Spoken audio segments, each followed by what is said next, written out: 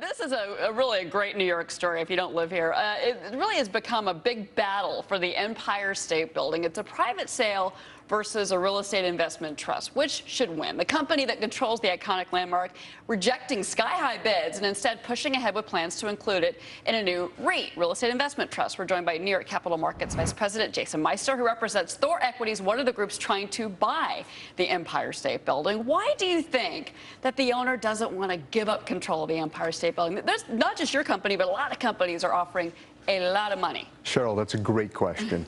Malkin Holdings is the supervisor, the controlling interest of the Empire State Building, and they're going to become phenomenally wealthy from a REIT. And they want to make it a REIT with other properties as well. That's correct. There's about 19 other properties in the REIT, and basically it's in their best interest to basically go along with this REIT, except it's at the expense of 2,800 investors that own 3,300 shares of the Empire State Building. Why do you think, though, I mean, from an investment perspective, REITs, even though this really hasn't been a great year for REITs, you and I were talking about that in the commercial break, but at the same time, this would be a $5 billion REIT. Wouldn't this be good for the building and good for investors out there that maybe wanted to, I mean, it'd be kind of cool to say, I have a REIT that owns the Empire State Building. Sure, it may be, but 2,800 investors have owned the Empire State Building for generations. It's an unbelievable asset. It's the Empire State Building.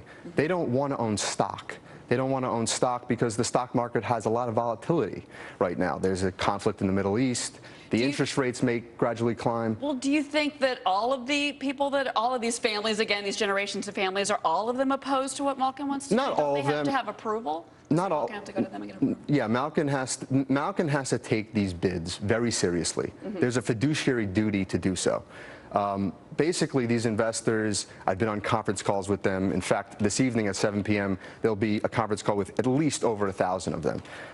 I hear what they want. They want a private sale because the private sale offers them cash or the ability to stay in as owners of the Empire State Building. Do they have, can they fight, though, what Malkin wants to do? I mean, I would think that if it's their choice, Malkin can't go ahead with the REIT, right? Look, Malkin could be a hero in this saga, in this story.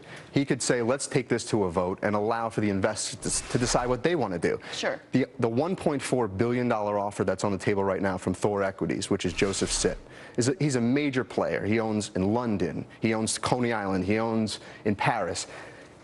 His offer is in excess of potentially in excess of what these investors would get if they went along with the REIT. It'd be hundreds of millions of dollars more because what the REIT is worth to them is about $1.18 billion.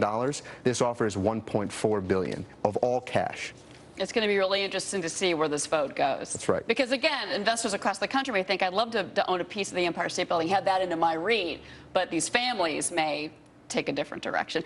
It's a saga. It's been fun to watch. It's all been playing out, of course, in New York City papers, and we enjoy that as journalists. So please come back and give us an update when you can. Sure. All right. Jason Meister. Thank you, Jason. No problem.